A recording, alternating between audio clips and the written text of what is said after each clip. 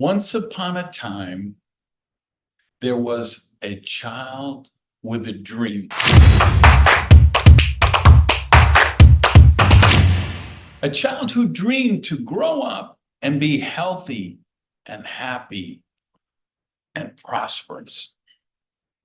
And as that child grew into an adult, they became a distributor in leverage sales, network marketing, MLM, whatever title you want to call it, but they went after their dream to build a business that helped other people become successful, that empowered themselves and others, that allowed them to be a social entrepreneur, to do good by doing good for everyone, for the greater good, for the planet. These people with these dreams, they're tired of being broke. They're tired of unfulfilled work, a life of quiet desperation, instead of that life of health and happiness and prosperity. So this now adult with a dream got on a train, got on a plane, drove all night, or rode in the back of a chicken truck, or did whatever they had to do to get to an event like the one you're in right now, or you're watching a replay of after the fact. People come to an event like this because they have that dream, but they might lack one, two, or three of the three necessary things to live that dream: knowledge, skills, and or belief. The dream, of course, is to become an MLM rock star, to become a star in our profession. Let me tell you what I first thought it meant to become a star in our space. I thought it was about building that big team, having those adoring crowds at the conventions, getting standing ovations, people wanted to have me sign their book, people wanted to take pictures of me. I thought being a star was about getting this big bonus checks, the being in the 2 comma club, becoming wealthy. There was a time I thought it was all about those exotic cars I bought and all those expensive watches and other bling bling. But let me tell you what it really means to become a star in our space. It's when you recognize it's never about you. It's about the people that you get to impact. It's never about you. It's about the team, about the company, about the bigger picture, protecting the golden goose so we can all move forward and continue this journey and help other people along that journey. You learn to become a star in our space. You have to solve problems and add value.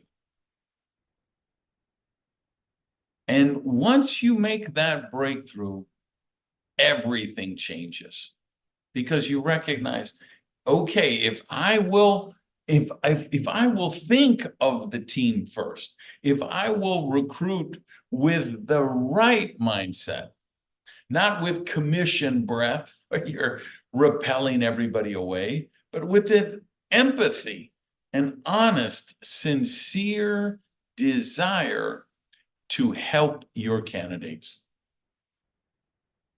I remember being in the business for a few years, struggled, not making money. I was terrible at recruiting. I worked on my recruiting skills and I started getting good at recruiting. I could draw those circles as good as anybody. So I started recruiting a lot of people. I could recruit 30 people in a month, but they were all dropping out. And then I'd recruit more, and most of them would drop out. So I called my sponsor and did a bitching session. I just called him up to whine. And oh my, I'm sponsoring all these people. They're stupid. They're ignorant. They're lazy. I don't understand. Why don't people do what I'm doing? Why aren't they like me? I keep putting them in, but they keep dropping out because they're, I don't know. Are they stupid? Are they ignorant? Are they lazy? What's wrong with these people? Finally, after bitching and moaning, I finally told my sponsor, I just want to find people like me. And my sponsor cared enough to tell me the truth with love, but the truth. He said, Randy, that's your problem. You did. You found people exactly like you. Because what you do is you attack people, you convince them, you close them, you get them signed up, and then you pester them every day or two to see if they've made you rich yet. And so they call their people and pester them to see, and that's just the culture you've created, is people who keep bringing people in and looking them through the eyes of how can you make me rich? And because my sponsor cared enough about me to tell me the truth, and because I was probably so desperate at the end of my wits and finally humbled enough to become teachable again, that I took that message to heart. And that's when I understand that in our profession, we become successful by helping other people reach success. It's not about walking across that stage, getting that big 6-foot bonus check or the pin or the trophy or the plaque. It's not about winning all the trips and the cars and all the stuff. It's not about you walking across the stage. It's about you just beaming like a proud parent as your leaders walk across the stage. One of my goals I always share with my people is, hey, I want a leader who makes more money than I do. I want people on my team who have higher ranks than I do. And I diligently work to support them to do that. And the funny thing happens is I still, it never happens. I earn more money, I break more ranks. And why does that happen? Because when you have a bunch of people building a bigger network, it makes your network bigger. When you have a bunch of people breaking ranks, it makes you break ranks. When you have a bunch of people making money, it makes you earn more money. So let's spend a few minutes talking about what does it take to become a star in our profession. Well, we got to start with the knowledge and skills, right? We said knowledge, skills, belief. So if we start there, I think first you have to be willing to become a student of the profession. And that means reading books on our business, listening to podcasts like my Duplication Nation MLM podcast, the duplicationnation.com site, going to events, learning from your sponsorship line, making sure that every major event you're there. Because nothing builds belief more than the major events. And you understand, I've got to be at those events. I've got to get my team at those events. I've got to create the culture where my people become students of the profession. They understand you have to learn skills. Anytime we have someone on our team say, well, I'd love to build anymore, but I don't know any more people.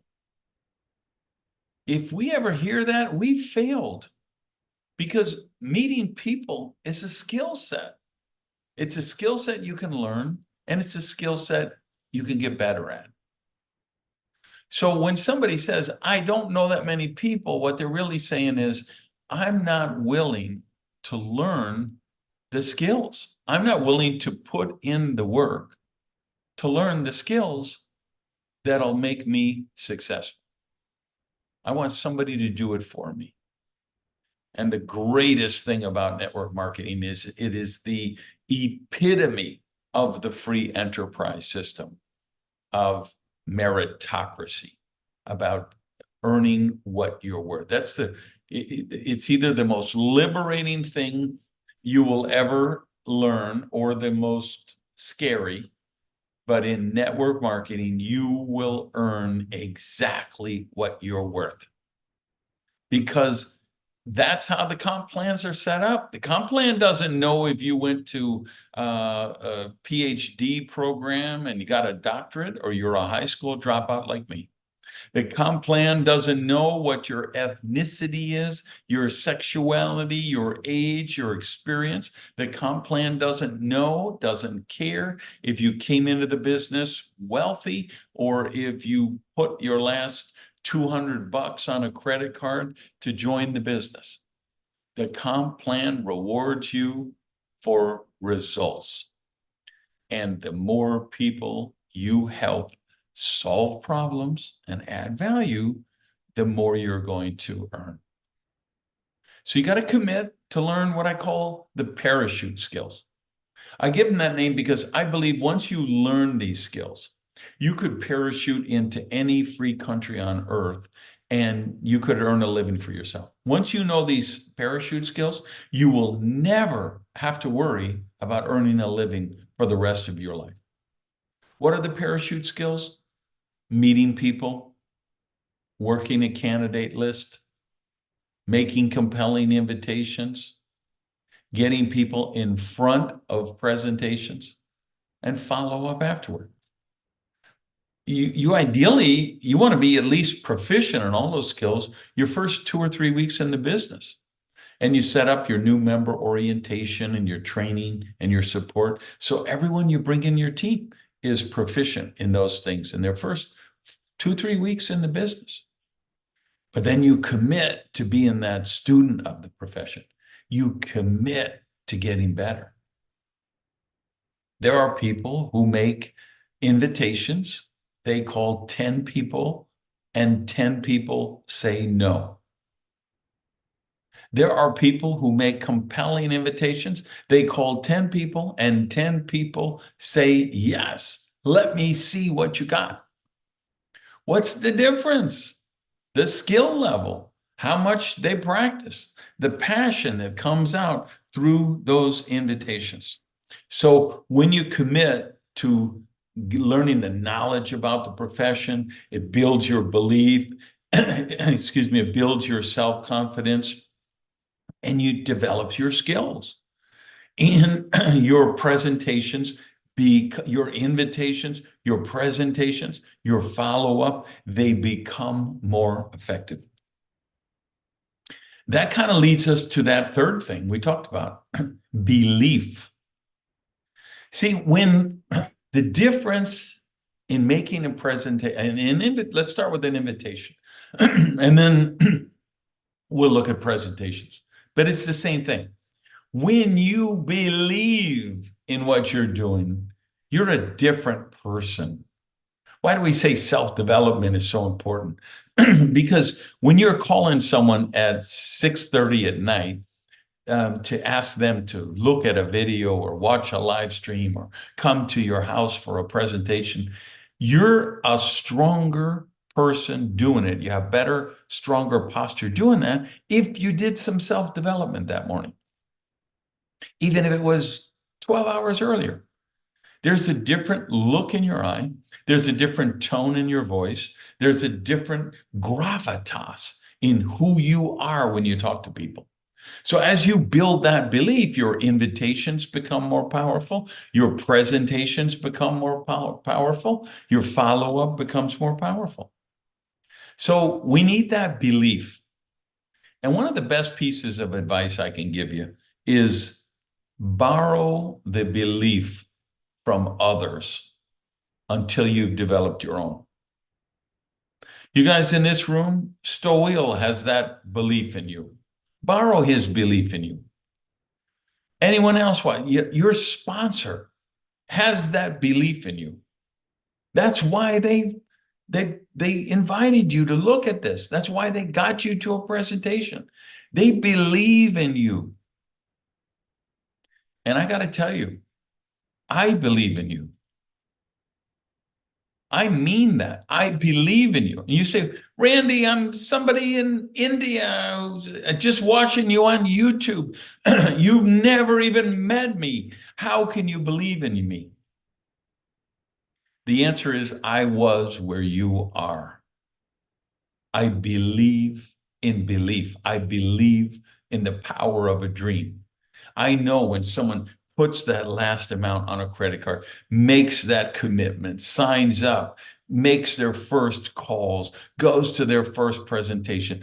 I believe in people with dreams because I know that eventually, if they learn the skills, if they gain the knowledge, they will build the belief. So please borrow my belief until yours is strong enough. You know, at 15 years old, I was in a jail cell for burglary and armed robbery, waiting for trial. Keys jangle in the door, cell opens one day, and a man walks in. No idea who he is, don't know him from Adam. Turns out his name is Baxter. He was a teacher. He was the father of a girl that I went to school with. She was dating my best friend. She told her dad, Dad, please, Randy Gage is in jail. He might never get out. Do something to help him. So there he was, shows up in my jail cell, and he tells me, you don't belong here. You're capable of great things. And I'm like, who is this clown? Does he have any idea who he's talking to? Does he have any idea how delusional he is? That the things he's suggesting, how crazy they are? And I basically told him all that. He said, no, Randy. I didn't just walk in here. I talked to all your teachers. I found out about you. Your teachers tell me you could skip school for 3 weeks straight. They don't see you. You walk in the next day, there's a test, and you ace the test. Do you know your reading comprehension level is beyond college level? You are capable of great things. Well, you know what? After sitting in that jail cell for weeks, cement floor, metal cot, steel door. There's a little tiny window in the door with the glass, with the wire that runs through it that makes it not breakable. And there was a clock outside in the hallway. And I'd just sit on my cot looking out the window at the clock. Tick, tick, tick. You do that long enough and you start to think, maybe the choices I've made in life haven't been the right ones. Maybe I need to rethink my life. And I know some of you listening to me right now are in that space. You're rethinking your life.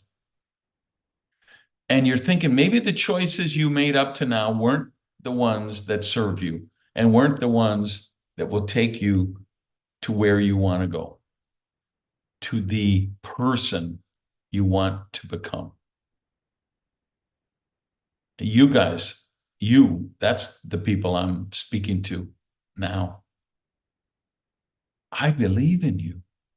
I believe you're capable of great things. When Baxter told me that, after I'm tick, tick, tick, watch that clock, I just, I so desperately wanted to believe him that I believed him. And do you realize? I mean, I hope you really, really, really, really realize this.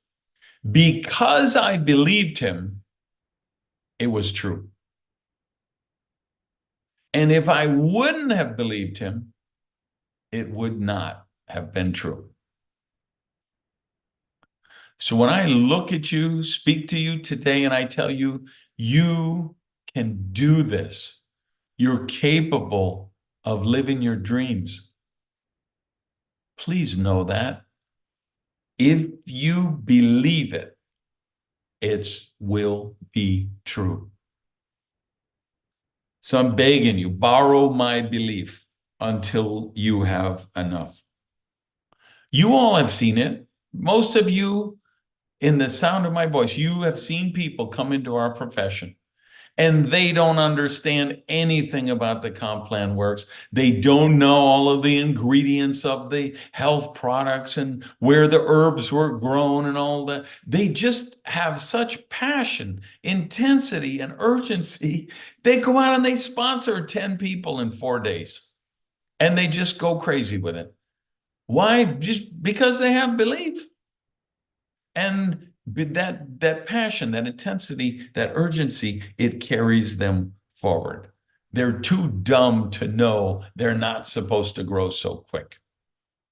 So I'd encourage you, maybe you need to get too dumb to know that you're supposed to be able to build much quicker. So belief, and then the last thing I really tell you about this is that you got to pay the price. Success never goes on sale. You got to pay the market price.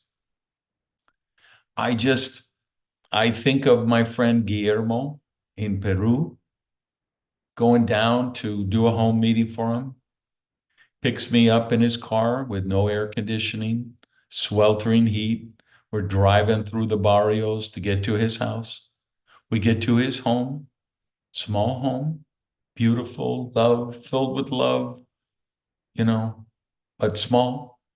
No air conditioning there either. And he has 40 people in the living room for me to do a presentation. And 40 people crammed in a living room that should hold 5. I mean, it was so hot. Just sweat was pouring down my face. Sweat was pouring down everybody in the place. But you know what? He was paying the price. I talked to you, at the start, I talked about somebody getting in the back of a chicken truck to go to an event. Why do I say that? Because that actually happened. I did an event where somebody rode in the back of a truck with chickens over the mountains from Colombia to Peru to get to an event because they were willing to pay the price. I think of Sam, who rode a bicycle to meetings in Taiwan, who became a millionaire. I think of the guy who came to my training in Trujillo riding a mule. I think of my friend Mary in Colorado, who was living in divorced, deadbeat husband, not paying child support, got a couple of kids. She's living in her friend's basement, who became wealthy because she was willing to pay the price. Think of Jose Lopez, my long dear friend who I just did a podcast with, who got on a boat with his wife, who was 8.5 months pregnant, got on a boat with 17 other people from Cuba and took it across the straits, facing almost certain death to get to America, where he has built his dream and become a leader in our profession. You have to be willing to pay the price. but you got to know the price is worth it. Every one of those people I just mentioned, they would tell you, they would grab you by the lapels, they would shake you, they would beg you, they would beseech you, please don't give up on your dream. Please be willing to pay the price. Do the things you hate to live the life you love. Make the calls, take the rejection, go to the meeting, do the dirty work, do the grunt work, pay the price because, my mantra was always, I will do today what others will not do so that tomorrow I can do what others cannot do. And I suggest you adopt that as your mantra as well. So where does our story end up? They got on a plane. They got on a train. They drove all night. They rode in the back of the chicken truck. They did whatever they had to do. Or maybe they didn't get to that event, but they're watching this replay on YouTube right now, a month later, a year later, 22 years from now, after the time I recorded it. But they had a dream and they wanted to live that dream. So they got here right now. And I'm talking about you. And you made a commitment to do what it takes to live your dream. So what happened in the story? They gained the knowledge. They developed the skills. They built the belief. And they lived happily ever after. Peace.